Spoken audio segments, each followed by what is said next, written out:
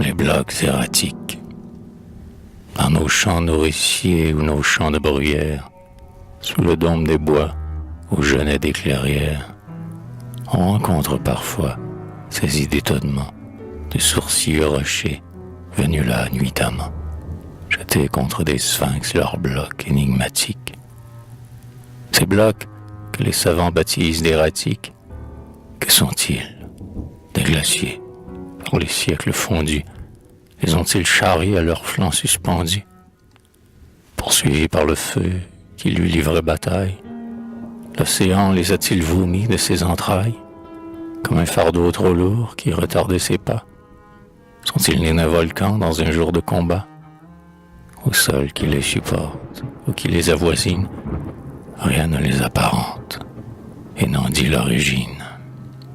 Chacun semble du sort un monstre improvisé, par la terre en courant au hasard déposé. Mais de ces monuments, sourds aveux d'une autre ère, peu de monde s'occupe à percer le mystère. Et, gardien de secrets curieux à sonder, on passe à côté d'eux sans leur rien demander. Vous rencontrez pourtant le même phénomène, au champ, fécond ou non, de la pensée humaine.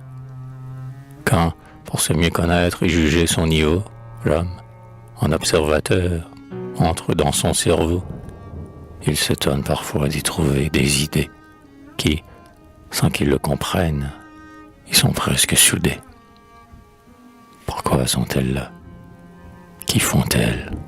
Comment s'expliquer leur présence et leur isolement?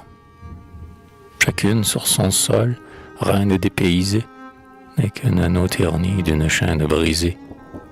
Un de ces blocs errants, d'un autre monde issu, échoué dans l'esprit qui ne l'a pas conçu.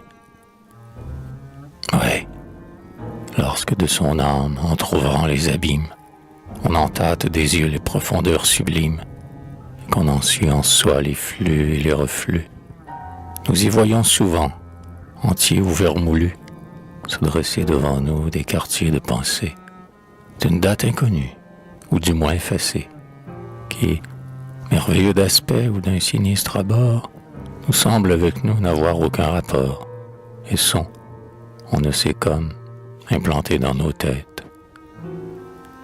Y sont-ils arrivés portés par des tempêtes, qui, sans nous en douter, nous ont jadis surpris? Et sont-ils demeurés debout dans nos esprits, comme autant de témoins de quelque ancien naufrage? L'homme qui vit n'est-il, épave d'un autre âge, qu'un reste transformé de l'homme d'autrefois, qui sous un joug nouveau vient subir d'autres lois?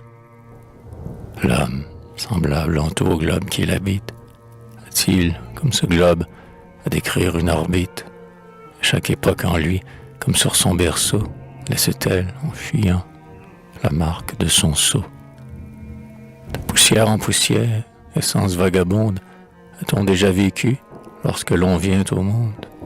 Et ces rêves qu'on prend ici pour des hasards, seraient-ils en nous que des reflets épars, que des rayons perdus d'une mémoire éteinte, que rallume un regard, que ravive une plainte? C'est ce que nous saurons peut-être quelques jours, quand, ayant ici-bas achevé notre tour, nous sentirons que l'âme, enfin libre et ravie, touche au dernier relais de sa dernière vie.